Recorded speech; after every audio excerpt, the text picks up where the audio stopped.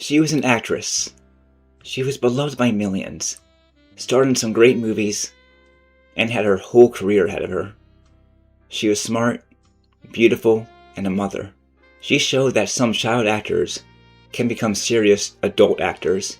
More than 40 years after her death, she is still famous and missed. Natalie Wood was just that. From her time as a child actor to starring in some of the most loved movies as a grown-up, Natalie showed her talent. Despite having an overbearing mother, drunk father, and relationships that didn't go anywhere, Natalie stood tall and did her job. Throughout her whole life, she had many fears, including a fear of dark water. Tragically, this fear will become a reality for the young star. On November 29th, 1981, Natalie was found dead near the coast of the Catalina Islands. It sent shockwaves to fans in Hollywood that the actress died so young. Her death was ruled as accidental drowning. A terrible misfortune. However, the years following, many began to question her death. This would lead to her death being ruled as undetermined as more questions came. Even 40 years later, people still think there is more to her death. Was it accidental? Or was she killed by someone? This is the story of how a beloved actress died and the unanswered questions that came with it. This is the odd death of Natalie Wood. But before I begin, be sure to hit that subscribe button and turn on post notifications as well.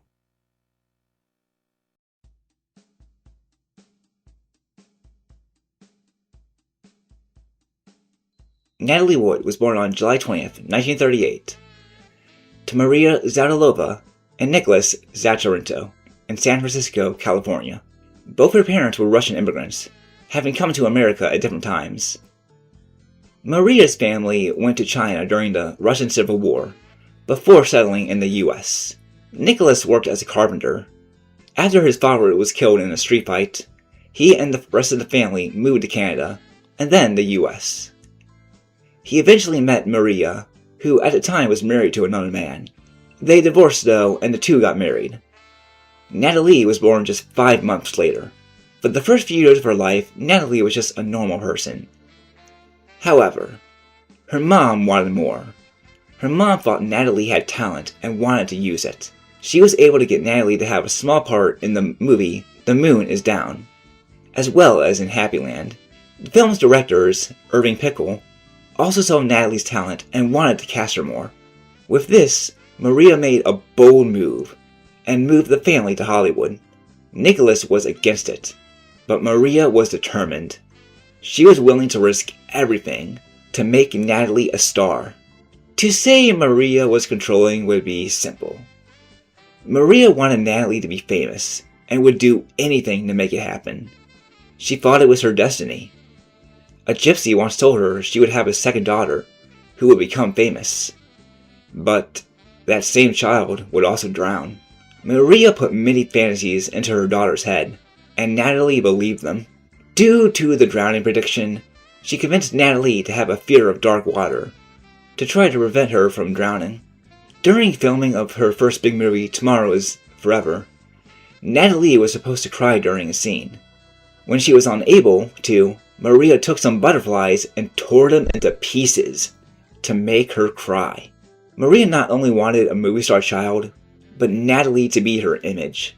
Natalie got another big role in Miracle on 34th Street, where she plays as Susan, a girl taught by her mom there isn't a Santa. But when one man claims he is, she started to wonder if he is. As a child, she was in more movies. However, as she approached her teen years, she and her mom feared her career wouldn't transition as an adult, like with many child actors. However, she soon got a big break. She became friends with James Dean, who got her to co-star in Rebel Without a Cause. It was a big success, and it proved Natalie would really act. Sadly, James died in a car accident a month after the movie came out, which hurt Natalie as she really liked him. Natalie always had trouble with boys as a teen, and young adult. Not because she was ugly, but because of her mom. Maria wanted her daughter to marry a Hollywood man, even ones that were much older. She dated a boy named Jimmy Williams, but Maria pushed him apart as he wasn't famous. She also didn't care much for James Dean. She did, however, push older men like Frank Sinatra and Nicholas Ray, even though she was underage. Despite her mom's controlling wrath, her career flourished. She starred in big movies like West Side Story, Splendor in the Glass, and Love with the Proper Stranger. In 1957, she married a man named Robert Wagner. Their relationship was healthy at first, but Natalie would find out he was having an affair with another man. A couple years later, they would divorce. Natalie would then marry Richard Gregson, a film producer from England, in 1969. This marriage, too, would end in divorce in 1972, but they did have a daughter named Natasha together. Shortly after, she and Robert married again, and they had a daughter named Courtney. After starring in the 1969 movie, Bob and Carol and Ted and Alice, she would take a break from acting to take care of her daughters and taking smaller roles here and there. But throughout the 70s, Natalie focused on being a mom and work on personal struggles, such as a drinking problem. In 1981, though, she felt it was time to make a comeback. She signed to star in the movie Brainstorm. Natalie was ready to be an actress again. Little did she know this would be her last film. Just weeks after filming began, Natalie would meet the fate that the gypsy told her mother years before. Natalie would meet that dark water.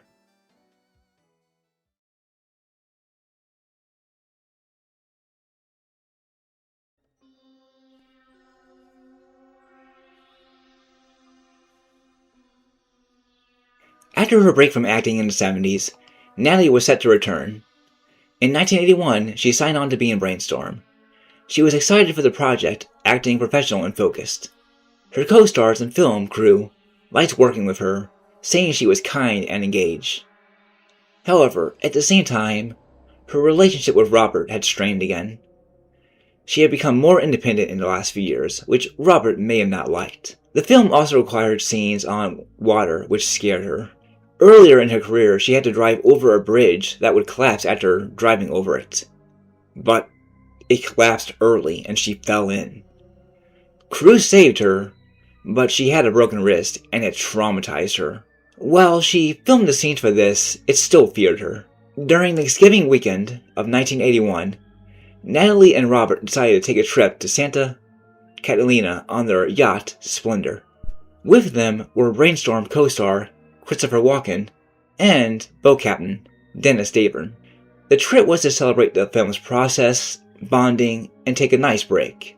At first, the trip went like any vacation.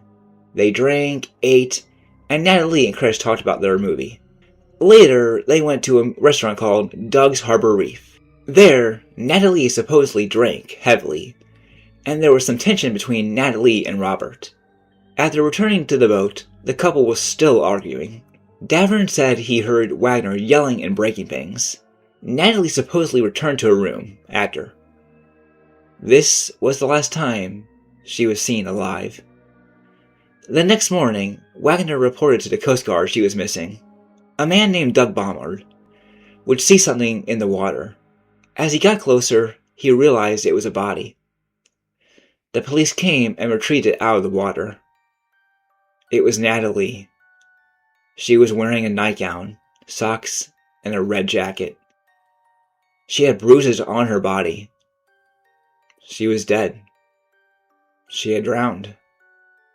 Police were confused. Why would she have left her boat in a nightgown? Why would she be in the water at all for someone who was afraid of it? She was found about a mile from the boat. When police told the other three, they were horrified. Just hours ago, they were having fun. Now, she was dead. When her death was revealed to the world, Hollywood and fans were shocked. She was so young, so loved. This was supposed to be her comeback. Fans and people in Hollywood held memorials for her. Her mother lived to see the gypsy's prediction come true. Her official death was accidental drowning.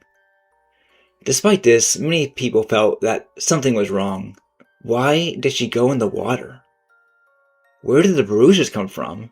Why didn't she get reported as missing earlier? Like with any death, an investigation would be made.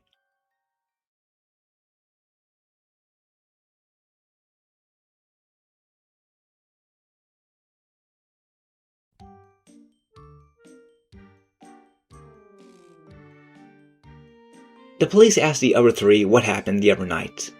They told them about how they partied and talked. They also talked about all drinking, especially Natalie. When tested, Natalie had a blood alcohol level of 0.14%, well above the limit. Davern would tell police about the fights. He told them about the fight he'd heard on the boat, how they were loud for a while before it got quiet. Wagner denied this at first, but would later admit they did fight, but nothing came after that. Witnesses at the restaurant also said they were arguing there. It was said that Wagner did not approve of Natalie and Chris becoming close friends. It was also said that some people claimed they heard cries for help that night, but police never had anything logged. The beach was also a popular spot, so the cries for help could have been other people partying.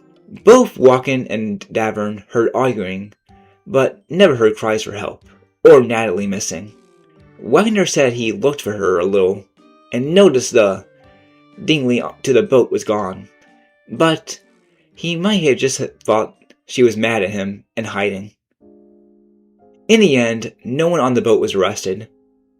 Wagner was listed as a witness rather than a suspect, and the case was closed. Natalie slipped off and drowned, but many refused to believe it. Her little sister, Lena, was convinced Wagner killed her.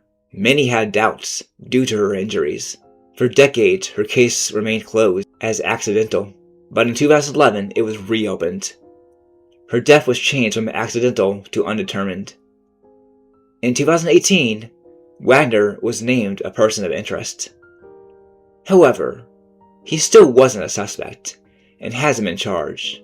Investigators began to believe Natalie didn't just slip.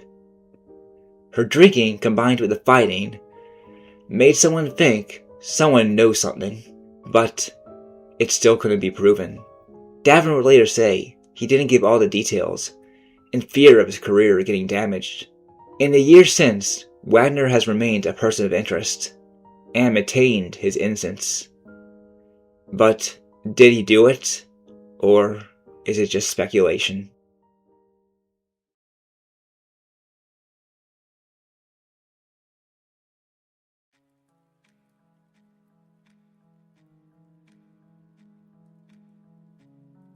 There are a few theories on how she died. The first accepted one was that she fell off. Natalie had been drinking that night, probably more than she should have. Is it possible she was looking at something and fell off, or just lost her balance while walking? It was speculated she tried to board a dinghy, which is a small boat for fishing and sailing. She slipped though and fell into the water, and possibly hit her head. But why would she do this in the middle of the night, alone? Not to mention her fear of dark water. While it does explain the lack of witnesses, it didn't explain why she did it. The other big theory many today accept is that she was pushed. Both she and Robert were fighting. Maybe on deck they lost their tempers too much, which led to more. Robert then intentionally or not pushed Natalie into the water. This would explain her bruises and broken objects on boat. Wagner, for whatever reason, chose not to search for her immediately, and she was found dead hours later. Of course, both Walken and Davern never heard her fall into the water or cry for help. This theory works both ways. Did Wagner do it on purpose or not? It's possible he had enough of her and wanted to end her. It's also possible it was an accident. After Natalie fell in, he panicked that the other two would accuse him of trying to kill her if they saved her. So, he let her drown, much to his regret. Another theory is that she tried to leave the yacht. She was stressed and wanted time alone. Again, though, she would have been alone in dark water, and she would know better than to go to a small boat that could take her anywhere. It's also thought she fell in, but Wagner chose not to help. He might have even prevented her from getting back in. This would explain her injuries, and supposedly fingernail marks were on the dinghy. Whatever the reason, many investigators agree she didn't simply wander off and fall in. It's clear she and Wagner were butting heads, and Natalie had been drinking a lot. Police believe someone knows something they are not saying. But if they do, will they ever, if they have not said anything for this long? Either someone knows something, or the only person who didn't know was the victim herself.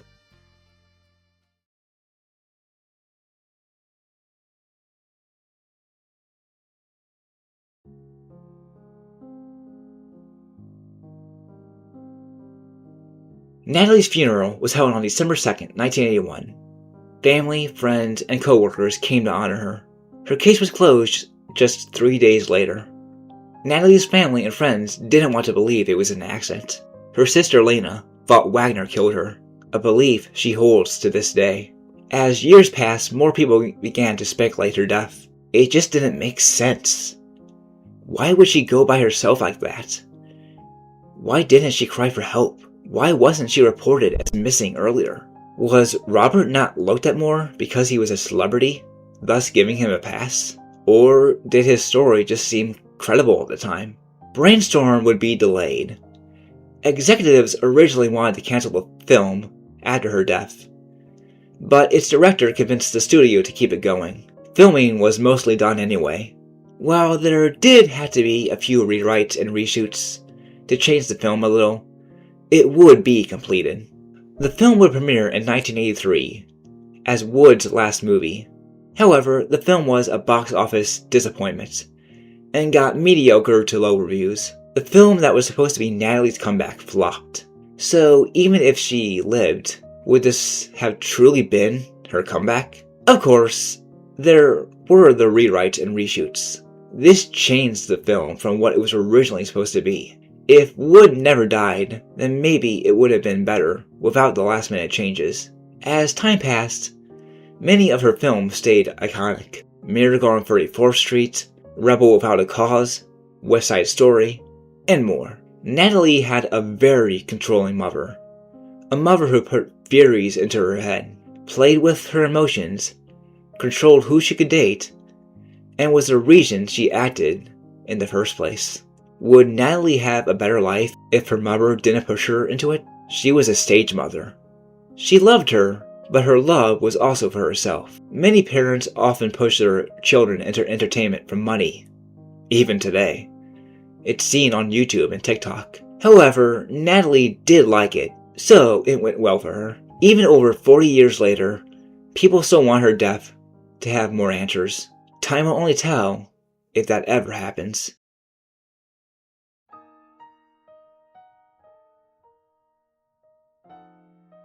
It's been over 40 years since Natalie's death, and the circumstances are still a mystery. What did really happen that night? Does Wagner know more than he claims? Her death has gotten more attention over the years. These people want a real conclusion to it, rather than just an estimated guess. Natalie was one of the most beloved actresses of the 50s and 60s. From her adorable time as a child in her 40s films, to her more serious roles in the 70s, when she did act, Natalie was an American staple.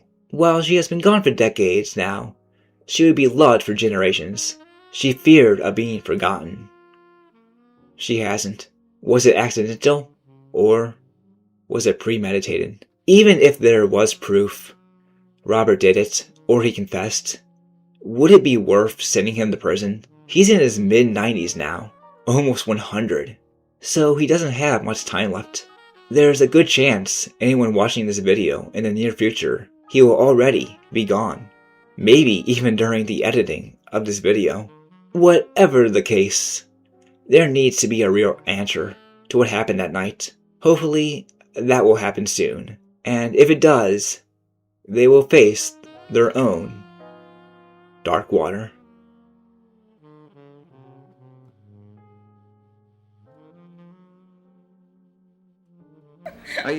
You were a child actress, and I suppose there's a distinction between saying a child actress and a child star. Yes. You were more of an actress, I would think. Luckily, I think, yes. Because I think it must be terribly difficult to be a child star of the magnitude that, somebody like Shirley Temple or Margaret O'Brien, where you really are a household word.